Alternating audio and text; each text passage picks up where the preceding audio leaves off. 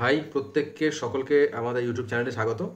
তো আমরা নতুন একটা সপ্তাহ, একটা পুরো সপ্তাহ কমপ্লিট করলাম, যে সপ্তাহটা খুব ইভেন্টফুল সপ্তাহ ছিল।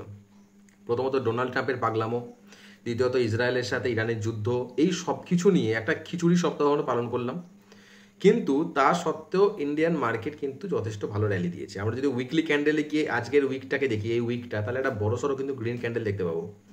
যদি আমরা ডে ক্যান্ডেল এটাকে পর্যালোচনা করি, তাহলে দেখবো যে বেশ কিছুদিন ধরে কিন্তু বড় বড় গ্রিন ক্যান্ডেল তৈরি করে কিন্তু মার্কেট উপরের দিকে গেছে। মানে ইন্ডিয়ান মার্কেট এমন একটা সিচুয়েশনে চলে এসছে যেখানে কুছ পরোয়া নেই।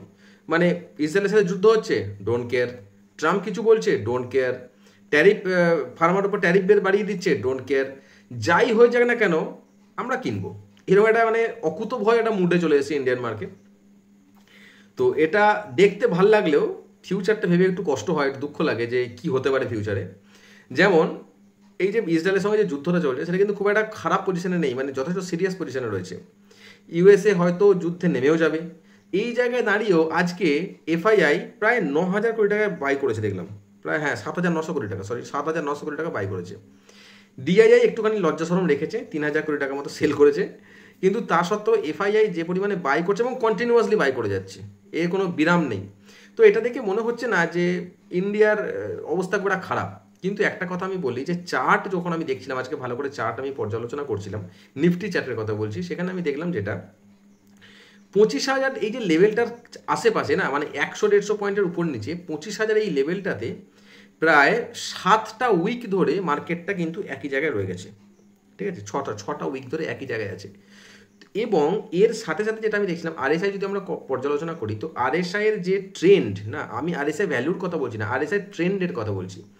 আরএসআইটাকে আমি আরএসআইকে অন্যভাবে ইউজ করি। আরএসআইটাকে যে আরএসআই প্লটিংটা আমি নিই না, আমি নিই যে আরএসআইয়ের যে মানে আরএসআইয়ের মুভিং অ্যাভারেজ যেটা, সেটাকে আমি নিই এবং সেখানে ওয়েটের মুভিং অ্যাভারেজ ইউজ করি আমি। তো সেখানে আমি দেখছিলাম যে আরএসআইয়ের মুভিং অ্যাভারেজটা না যথেষ্ট স্ট্রিপ উপরের দিকে যাচ্ছিল এবং বেশ কিছুদিন ধরে না সেটা আস্তে আস্তে এই নিচের দিক করে আর মানে এরকম স্লাইড রয়েছে। ঠিক আছে, তো এটা মার্কেটটাকে এটাই দেখায় যে কিছুটা হলো না মার্কেট স্তীমিত হবে। শুধু এটা না, আমি যদি উইকলি ক্যান্ডেলে যদি আমি আমার মুভিং অ্যাভারেজ লাগাই, আমি একটা অন্য ধরনের মুভিং অ্যাভারেজ নিয়ে কাজ করছি, যেটা হয়তো অনেকের নাম শোনেনি। ঠিক আছে, এএমএ বলে, ঠিক আছে, অ্যাডাপটিভ মুভিং অ্যাভারেজ। তো সেটা অনেকটা খুব ভালো মুভিং অ্যাভারেজ, অ্যাকচুয়ালি খুব ভালো কাজ করে। তো ওটাতে আমি দেখছিলাম যে ওখানেও যে ইন্ডিকেশনটা দিচ্ছে না, ওটাও ফ্ল্যাট। মানে এই বেশ কিছুদিন ধরে, বেশ কিছু সপ্তাহ ধরে কিন্তু এখনও ওই 25,000-এর কাছাকাছি কিন্তু মার্কেট কনসলিডেট করবে। এবারে ব্যাপার হচ্ছে যে 25,000-এর কাছাকাছি মার্কেট কনসলিডেট করছে, কিন্তু এফআইআই এবং ডিআইআই কন্টিনিউয়াসলি বাই করছে।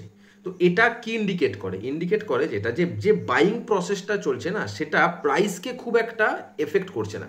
তো প্রাইসকে খুব বেশি পরিমাণে এফেক্ট না করে যখন একই জায়গায় বাইং হতে থাকে, এটা একটা ক্লিয়ার ইন্ডিকেশন দেয় যে মার্কেট তারপরে আপ ট্রেন্ডে যাবে। তো এখনকার সিচুয়েশনে দাঁড়িয়ে আমার মনে হচ্ছে যে বেশ কিছু দিন ধরে, 2-3 সপ্তাহ হয়তো আর এরকম চলবে, তারপরে কিন্তু মার্কেট একটা আপ ট্রেন্ডের র্যালি দেখাতে পারে। এবং ওই র্যালিটাই আমার মনে হয় যে 1,000 পয়েন্ট কভার আপ করে 26,000-এর যে রেকর্ড হাইটা ছিল, যেখান থেকে আমরা পড়েছিলাম সেপ্টেম্বরের ওই সময়টার থেকে, তো সেই রেকর্ড হাইটা কিন্তু আমরা একটা ব্রেক করার পসিবিলিটি থাকছে। ঠিক আছে, এরপরে যে ব্যাপারটা নিয়ে আলোচনা করব সেটা হচ্ছে যে আমরা যে সিরিজটা এখানে চলছে, যে জন্য তোমরা ভিডিওটা দেখতে এসেছো, এটা হচ্ছে যে আমরা একটা করে স্টকের কথা বলছিলাম প্রতিদিন, প্রতিদিন মানে শুরুতেই, যে কোন কোন স্টকগুলো আজকে ভালো পারফর্ম করতে পারে সেটা নিয়ে আমি একটা সিরিজ বানাচ্ছি। তো সেক্ষেত্রে যে স্টকগুলোর কথা আমি বারবার মানে গলা চিড়ে বলছি, তবুও যারা স্টকগুলো নিচ্ছ না, তাদেরকে আমি একটাই রিকোয়েস্ট করব যে এই স্টকগুলোকে তোমরা তোমাদের ওয়াচ লিস্টে রাখো, নিতে হবে না। ডেফিনেটলি আমি এখনও সেবি রেজিস্ট্রেশন পাইনি, কাজে আমার কথা শুনে স্টক নেওয়ার প্রশ্নই ওঠে না।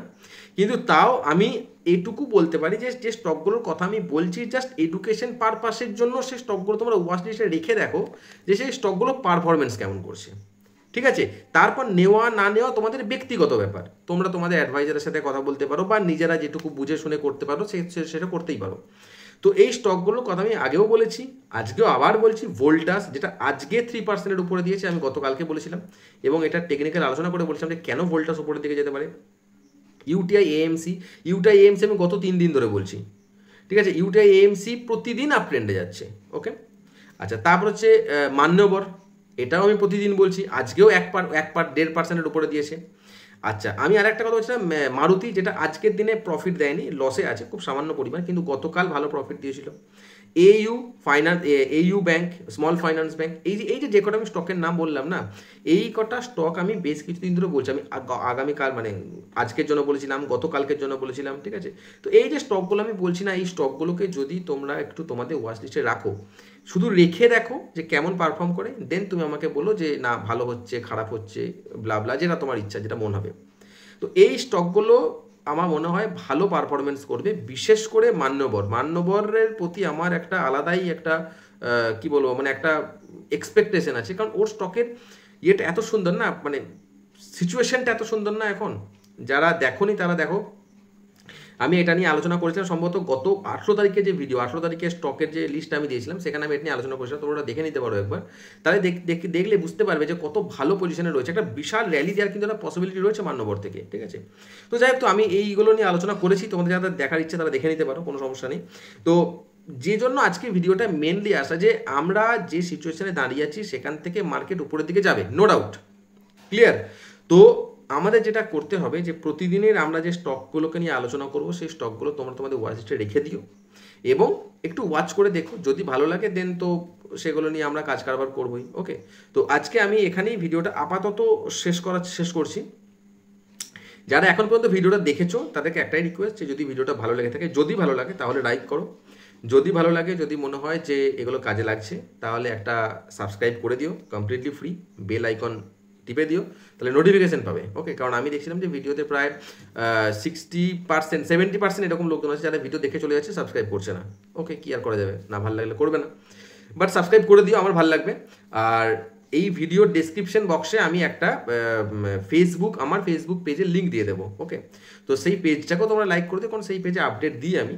এবং যদি তোমাদের কোনো কোয়ারিজ থাকে, তোমাদের কিছু জিজ্ঞাসা থাকে, তাহলে তোমরা ডেফিনেটলি ওই পেজে এসো এবং সেখানে এসে তোমরা কিছু জিজ্ঞাসা করতে পারো, ঠিক আছে। তো ব্যাস এটুকুই।